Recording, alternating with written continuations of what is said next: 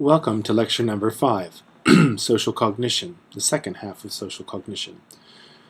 The primary emphasis in the social cognition lectures is to think about the world in our heads. That is, so much of our social experience is organized by the way we think about the social world, and we'll go into greater detail about that in a moment. And just a IQ question for today. Think about how your attributions, that is the explanation for the causes for poverty, might affect a person's political behavior on, say, policies relating to poverty. Some announcements before we begin. First of all, a reminder that to check your UAA email. In your UAA email, you'll see that I sent an extension. The topic deadline is now midnight, before midnight on January 30th, and the instructions for how to do the topic assignment is in the overall social psychology intervention proposal handout that you can find in the course materials and assignments folders. In addition, in the assignment folder, or the course materials folder and handouts, you'll find the persuasion homework. You want to start on that this weekend, if not sooner, and be prepared to discuss the ideas next week, not Monday, but Tuesday, and submit it before midnight on Wednesday, or before midnight on Tuesday. Let's see here. If you were in the face-to-face version of this class, we would now engage in a fairly extensive activity, and I don't really have an online equivalent for this as yet, so what I'd like to do is describe what this activity is about and tell you what the objectives of the experience are. So the basic idea here is that I have students in class line up in front of me, and then I attach a headband to their head. And they are not able to see it, but there is a label on that headband, and it primarily is a social category of some description, like rich person, poor person, male, female, football player, goth, emo, jock, psychology major, any number of social labels that a person might be able to respond to.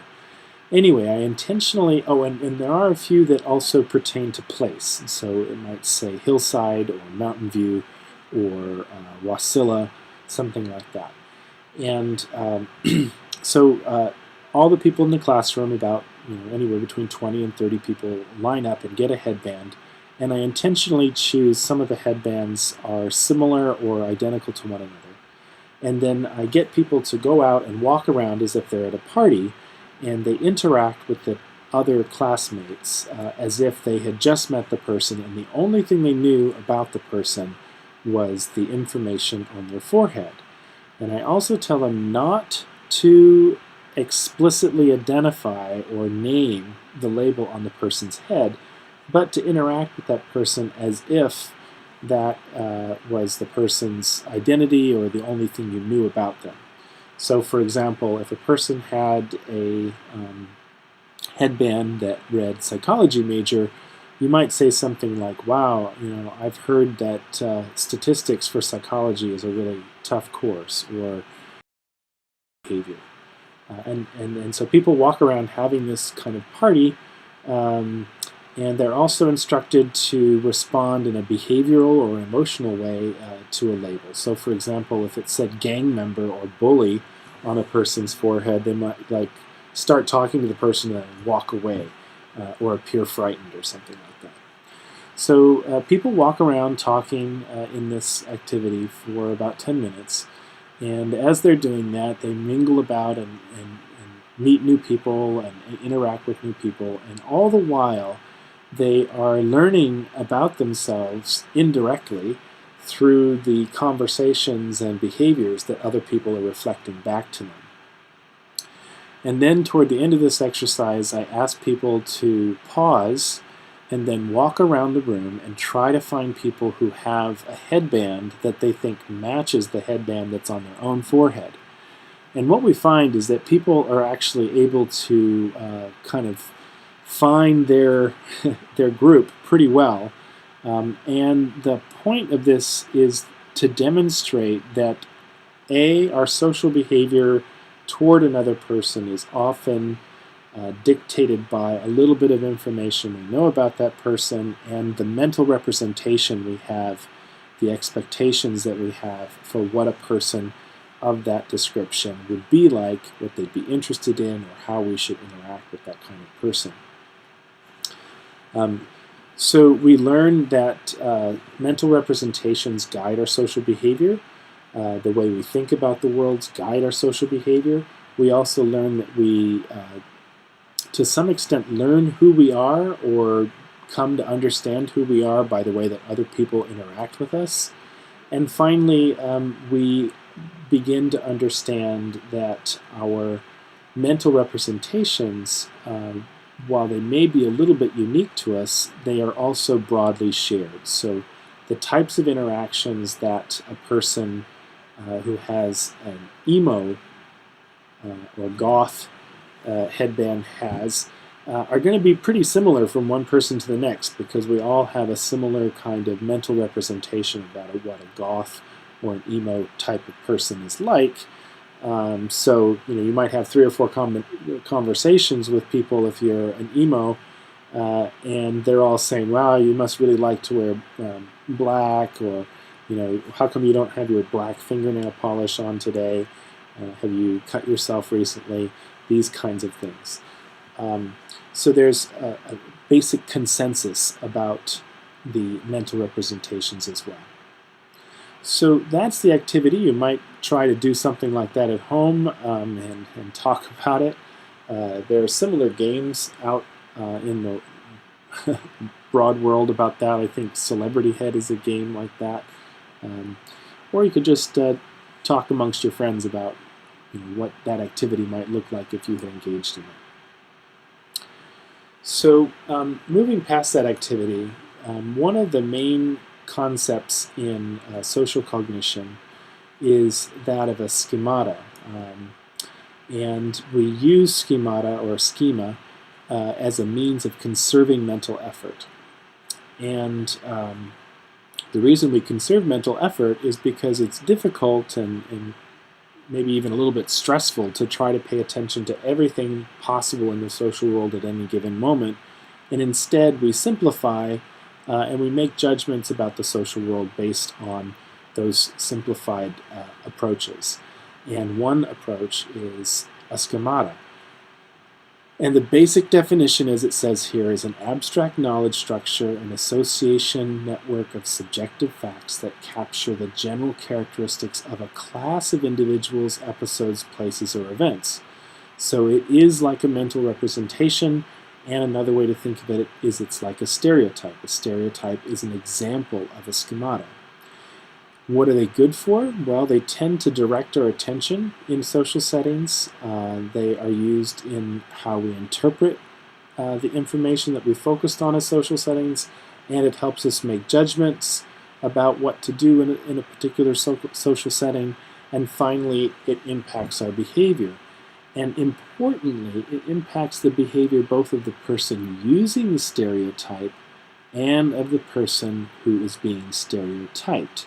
And that's one of the interesting concepts, and it was also illustrated in the activity, that the behavior of a person using a mental representation can actually cause the person who's being stereotyped to change their behavior in some ways. And we'll talk more about that idea in a moment. But first, let's look at sort of a graphic illustration of a schemata. So this is a schemata of a structured, of a cultured person. And what I'm trying to illustrate with this is that we start with a broad category, like cultured person, And we see that that's associated with more specific details. A cultured person is kind of sophisticated, and if you're sophisticated, you probably know a lot of different things about the world, so you might be a traveler and you might enjoy gourmet food, different types of cuisines from around the world. A cultured person also might be a patron of the arts. They might give to particular types of arts or cultural things like a museum. And so we go from one broad classification or category, and then we look at specific characteristics that are associated with that category. The other thing to illustrate here is the idea of spreading activation. So in our mind, we have these schemas or mental structures, and they have associated networks of facts and associated facts. And so at any point, if some part of that network is brought into your consciousness, you notice something in the social setting that brings it into your consciousness, then following these little paths of connections that are illustrated here, we begin to activate or bring into conscious more and more aspects of that schemata. So for example, you walk into a person's house and you see on the table a gourmet magazine. And you think, oh, gourmet magazine, this person must be kind of a fairly sophisticated and cultured person. I wonder if they're also a theater donor. As you think about all the associated facts, they start going into your conscious awareness and impacting the way that you interact with the person and what you focus on in that setting. Now let's move back to the idea that your mental representation can guide the way you interact with another person, and that type of interacting can actually impact the other person. So when this occurs, it sometimes creates what is referred to as a self-fulfilling prophecy. Read this definition carefully, think about it, and think about how it relates to the reserved reading, which is the word it all reading that's on the Blackboard site that you were to have downloaded and read. There is exam-relevant material here, and students often make a mistake. So the self-fulfilling prophecy is when an initially inaccurate expectation that is held by some other person leads to an action or set of behaviors that cause that expectation to come true for the person who is being the target of that expectation. So let's just say, as an example, that me, your professor, have an inaccurate expectation that you are not going to do very well on the first exam. So that's my inaccurate expectation of you, and then that leads me to have behaviors toward you that cause you to kind of mess up and be worried, and lo and behold, you don't actually do as well as you normally do on the first exam. That would be an example of how my inaccurate expectation of you leads to behaviors that cause you to actually make my expectation become true for you. Okay, so it's not the same as thinking about something about yourself, like you're worried about the first exam, and that worry of yours causes you to mess up. That would not be the self-fulfilling prophecy as we mean it here. So there are two in the reserve reading that speak about how the self-fulfilling prophecy can play out when people have expectations or mental representations around the issue of race in the United States. So it's a rather old study, but it has a really good demonstration of the experimental approach and how it can demonstrate the self-fulfilling prophecy. So in experiment 1, you will see that it demonstrates that when white and black applicants are interviewed by white interviewees, they tend to be interviewed differently in this experiment.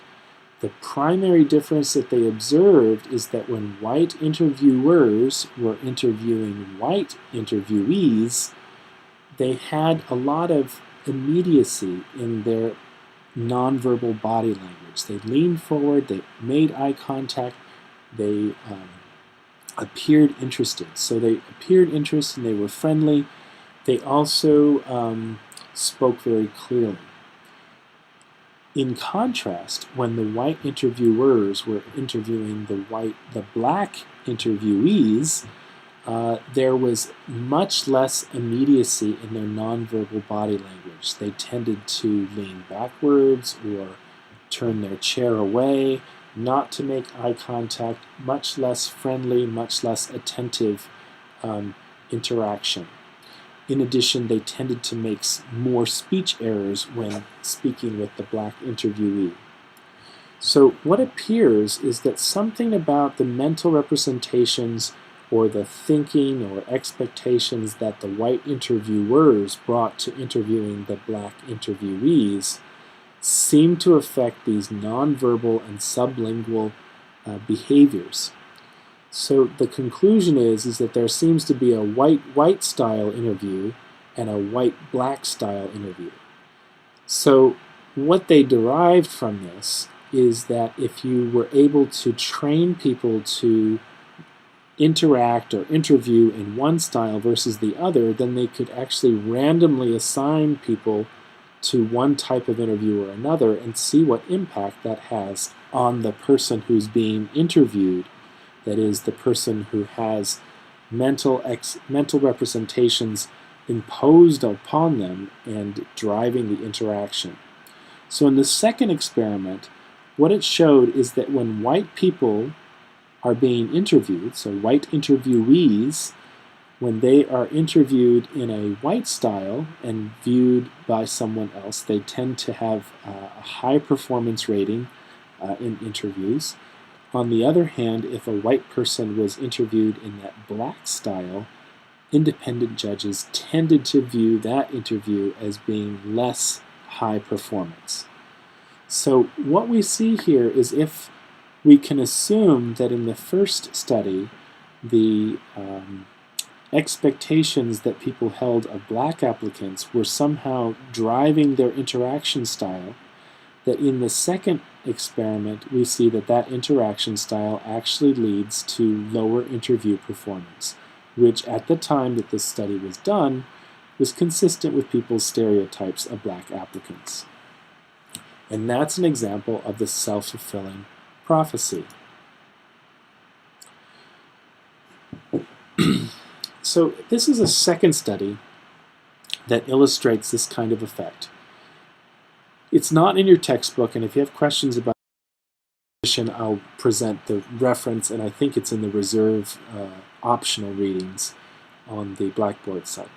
So in this research example, two Caucasian people are each sitting in front of a computer, a little computer terminal like a cubicle, and they are instructed to have a debate with someone who is at another computer terminal that they cannot see directly.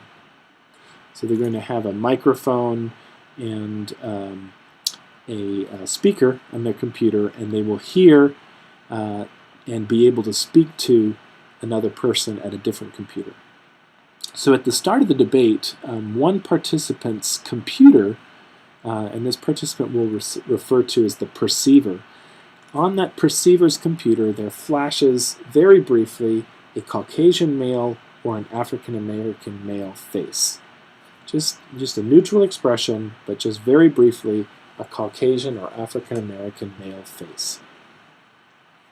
So that might, in the language of a social psychologist, prime, there's something in the environment that causes us to think about something, that's a prime, that might prime either a stereotype for Caucasian male or a stereotype for African American male.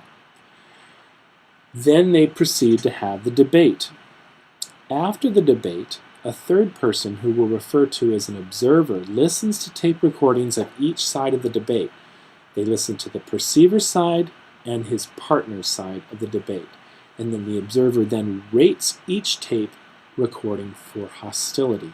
Now keep in mind here that the observer doesn't know anything about the Caucasian or African American male face. He or she is just rating the debate tapes of the perceiver and the partner for hostility. Okay? Does not know about the experimental manipulation of male or African American male or Caucasian prime. What we see here, and this is the results of the Chang-Bard 1997 Journal of Experimental Social Psychology study, is over here on the left of the screen, we see the graph that represents the observer ratings of the perceiver. The first thing that's interesting is that even though the debate topic is the same, when the person has been stimulated with a white person's face, their hostility rating in the debate is significantly lower than when they've been stimulated or primed with a black male's face. Okay? So that initially is indicating to us that the perceiver apparently interacts in a more hostile way when they've been primed to see an African American male face. And it could be, and this is the interpretation, that African American males have, as part of the stereotype of an African American male, rather, is that they are hostile and aggressive. That's part of the stereotype. And apparently it's also influencing the way that a person debates with that image or when they've been primed in that fashion. The other interesting part of this graph is over here on the right. Here we see the observer's rating of the perceiver's partner. So the interesting thing is that even though this person was sitting at a computer terminal that did not have any flashing of a white male face or an African American male face, we see that their hostility ratings mirror that of the hostility ratings of the perceiver. So the perceiver's behavior, which changes the function of being primed with either a white face or a black face, has impacted the partner's behavior. So the expectations that drove the perceiver's behavior to change in some way apparently also impacted the person who was on the receiving end of those behaviors, making him or her match the expectations of the perceiver. So on the right-hand side then we see another example of the impact of the self-fulfilling prophecy. So the mechanisms for the self-fulfilling prophecy then, how it works, is through the elicitation of behavioral confirmation.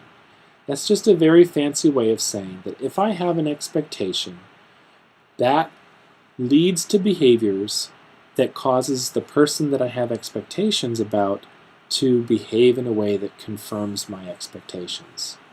So if I happen to believe that you are going to excel on the first exam, and because of that belief, I give you lots of encouragement and support and say, you're going to do great, and hey, do you need any help with that? Because I just believe you're going to do so well on that exam. Through that behavior, based on my expectations, you actually are encouraged to do well, you feel confident, you make the extra effort, and you actually confirm my expectation that you will do really well on the first exam. So that's also a reminder that the behavioral confirmation, the self-fulfilling prophecy, can work for both negative and positive. So if a person has negative expectations of you, it may actually cause a self-fulfilling prophecy that leads to negative outcomes and negative or confirmation of negative things, but it can also work for a person having positive expectations, even if it's not entirely accurate, going back to the original definition. So some related ideas here is that we are having our behavior driven by our schema. We have a certain social schema or social expectation. It's a mental representation, and then that guides our behavior in interaction with another person. Okay? Maybe you can think of some examples, either coaches or teachers or arch nemesis in your social networks, where people had an expectation of you, and then that expectation of you actually changed your behavior and made the expectation more true. Okay? So one last example before we go on. And so far I've been kind of presenting the idea that if someone has a negative expectation or a positive expectation of you, it can actually cause you to confirm their expectations. What this example is similar to the original interview study that I first described and that you read about, this is very similar. It's a conceptual replication, except they kind of put a twist on it. So there's a mock interview, and then the students are given one of the following two instructions. They're randomly assigned to either go with the flow in the interview or to make sure you make the impression that you want to make. Okay? So let's look at the graph of this study to see how it's similar to what we talked about before. First of all, across the top, notice that in this conceptual replication, there is an example of how the interviewer holds a negative expectation for the applicant. That's consistent with the white interviewing an African American in the first study. And then here we also have the interview holding a positive expectation for the applicant. That's similar to the white interviewing a white in the original experiment. And when the participants are told to go with the flow, again consistent with the results of the first study, actually the second experiment in the first study, we see that those people who have are being interviewed by someone with negative expectations actually perform worse than those people who are being interviewed by someone with positive expectations of that applicant. Now the twist here is those people who are instructed, hey, whatever you do, present your desired image, we actually see that that effect protects them from those negative expectations. Those people who are told, do your best work, put your best foot forward, they were actually able to have higher performance even in the face of someone who had negative expectations of them. So this gives us an idea of how the original Word, Zana, and Cooper study is replicated in a more modern study, and also that you can go against the self-fulfilling prophecy if you are aware of it. Okay, moving on. Another goal in social cognition is to make accurate judgments of the social world. We want to avoid making mistakes in our social judgments, and in particular, we want to avoid making mistakes when to control important outcomes in life for ourselves. So with this in mind, there are certain accuracies of the social information that's available, and based on that more careful information gathering and information use, we make more accurate judgments. So first of all, let's focus on unbiased information gathering. In many situations, people rely on very little information to make social judgments. They take a little bit of information that might be readily available, such as a person wearing a political button or having a political bumper sticker, and then they make all sorts of judgments about that person based on that little information. However, when people have a desire for accuracy, they pay a lot of attention to additional information, they look for additional information, and they even consider information that might go against what they've expected. This is particularly true when personal relevance is high. For example, if you were selecting a new roommate, rather than just going on some quick, hastily gathered information or the reputation of this person that you got a reference from someone else, you might look through many different references. You might meet this person on several occasions and make a decision based on all of that information that was gathered. Say a person says, oh yeah, you should have Joe for a roommate. He's a great guy. And then another person says, well, actually, I met Joe, and I've heard that he can be a bit of a screw-up. So even though your first impression might have been positive, if you're trying to make a good decision about a roommate, you'll pay attention to that second information that you got and maybe even go seek additional information before you decide whether to not have Joe for a roommate or have Joe for a roommate. You would seek additional information and think carefully about it. We also, when we're concerned about accuracy, consider many alternatives. With very difficult decisions to make, it's often helpful to play the devil's advocate, which is to explicitly consider an opposite or alternative viewpoint and to think about the pros and cons of a situation. So that devil's advocate or opposite view or alternate view is one way to help make such decisions. And social accountability can also help us when we're trying to form impressions of others. If we're told that we're going to have to explain our decision making, then oftentimes we make our decisions more thoughtfully and carefully. Now let's look at attributional logic.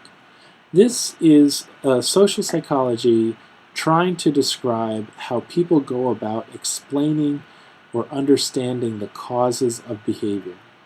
Attributional theories in general are theories designed to explain how people determine the causes of behavior.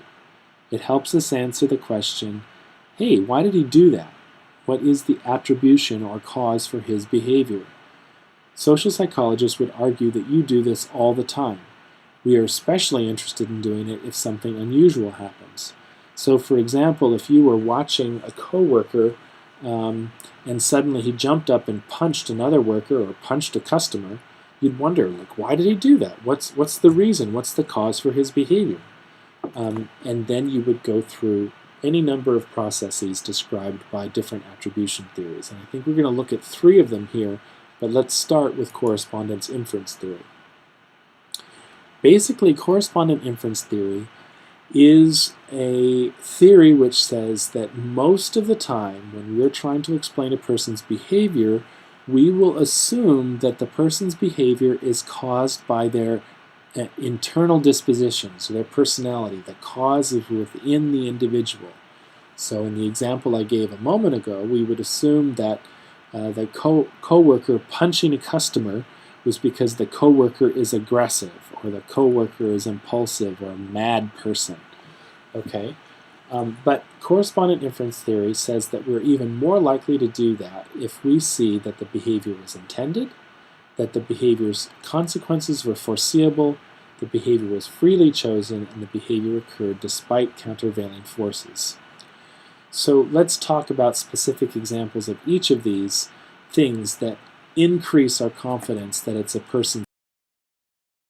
If that punch occurred and it was clear that the coworker was throwing that punch on purpose as opposed to tripping and throwing the punch by accident, then we're more confident that it's actually the coworker's personality.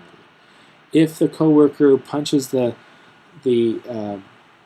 customer and you could tell that the coworker knew that throwing the punch was actually going to connect with the person's face and hurt them, then again we're convinced that it's the coworker's personality.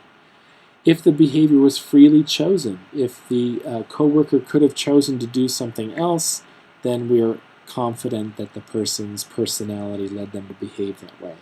And let's say several other people saw that this was going to start to happen and they tried to prevent the coworker from punching the customer. And even with other would be an example of countervailing forces. And when we see there's countervailing forces, we're even more convinced that it's the person's internal disposition or personality that caused it. Now let's look at a couple of variations on this idea of attribution. The first is the idea of a discounting principle. This acknowledges that there can be many causes for a particular behavior, and our confidence in any single cause being when we see that there are other possibilities.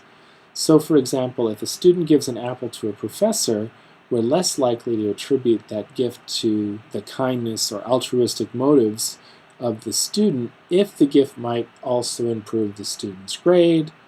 And say, oh, okay, they're doing it not because they like the professor, but because they're trying to get a better grade. And then we find out that the student is getting an F in the class. So you're like, oh, okay, it's not because they're nice, it's because they're hoping that they'll get a better grade and they're really desperate. Okay, these are alternative explanations and they discount our explanation or attribution that the person is just a kind student. The augmenting principle kind of works in the reverse. What we say is that our confidence in a particular cause increases if we see strong opposing forces present. We give more weight to that factor or factors that lead to the event. So, for example, if a guy gives a girl flowers, we say, oh, he must really like, or she must really like him. But if he had to walk through a rainstorm to get them to, for the flowers, then you say, wow, she went and got those flowers for that guy, even though it was really hard to do that. She must really love him. Okay. So the example there is basically saying that when we have an attribution to a particular force, we feel even more strongly about the importance of that force if there were countervailing or opposing forces present.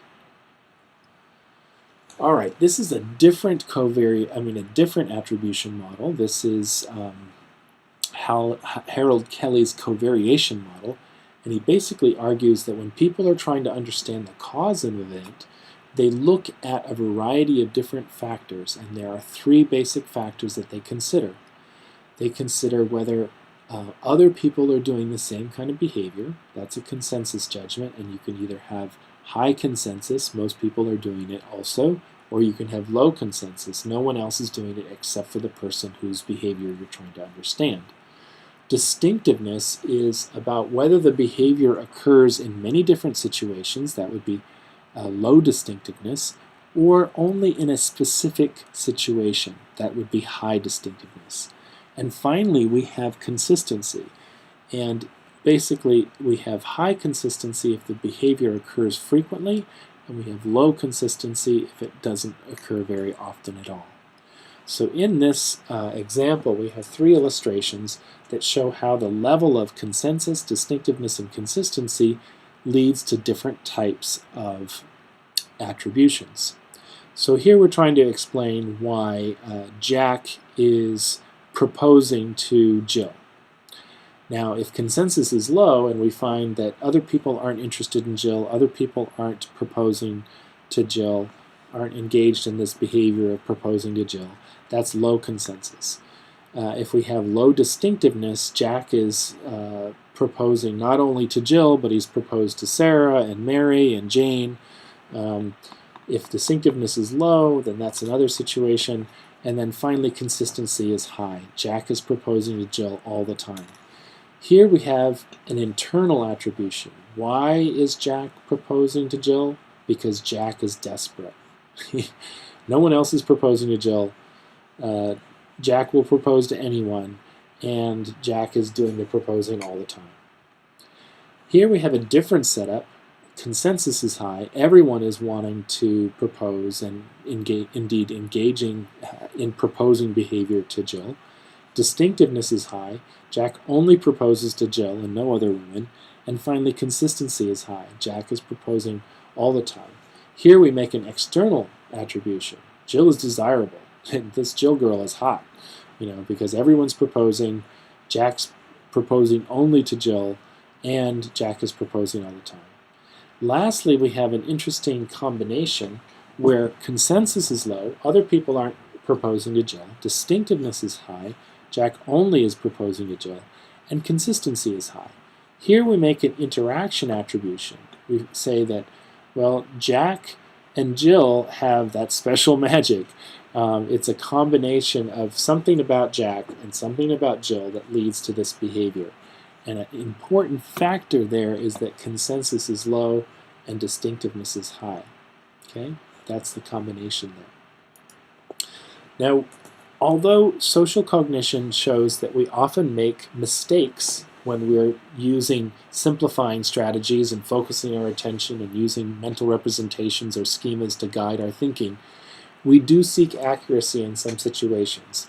And I'm going to quickly review how personality factor need for cognition affects that, how situations such as unexpected events and social interdependence affect that, and how the extent or limit of cognitive resources can impact that.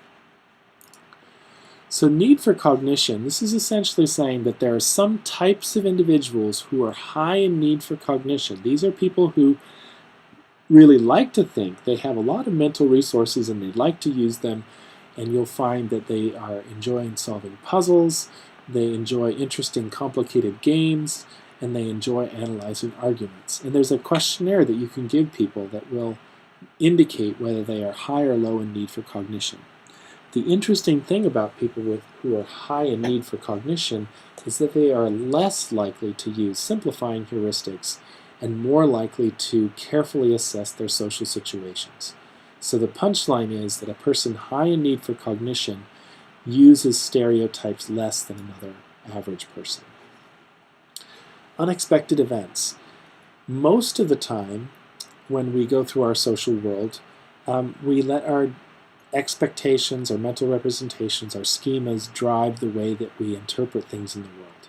However, sometimes when unexpected events crop up, we find ourselves being kind of brought into awareness about like, oh, maybe I should think more carefully about this. So in this experiment that I'm going to describe here, participants were reading about a student who did either really well in high school or really poorly in high school and then went on to college. One kind of unexpected outcome is the scenario that describes a student who did really poorly in high school but then went on to do well in college. This is sort of different than what you'd expect. Generally, a person should do well in high school if they're also going to do well in college. Well, when encountering this unexpected event, participants in this study actually sought out additional information, and when asked to explain why the student did so well in college when they had done poorly in high school, used lots of different types of information and led to more causal attributions about why that occurred. The other thing I want to mention here is social interdependence. This is like an interaction where we have the situation around us and it's impacting and interacting with some aspect of ourselves. So the thing that's important here is we tend to think very carefully about other people when their actions have important implications for us and when we are accountable to other people. So in the first instance, think about the example I gave before. You are choosing a roommate. That's because a roommate is going to live with you and around you, and their behavior has important implications for your quality of life. In that kind of situation, you are going to seek out additional information and think carefully about it. You don't just make a snap judgment about a choice of a roommate. It's also the case, as I mentioned before, that when another person is asking us to make a decision for them and asks us to later explain why we made that decision, we're going to think carefully. So imagine your roommate gives you the job of selecting your next roommate and says, okay, well, whoever you choose, I want you to explain why you chose that person.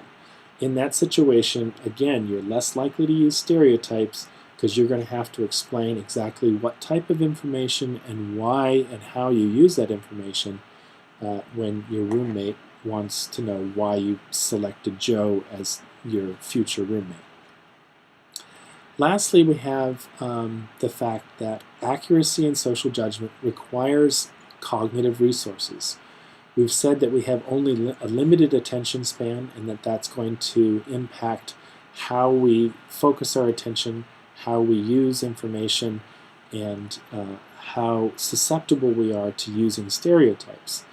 Well, mostly we will use stereotypes in situations where we do not have sufficient cognitive or attentional resources.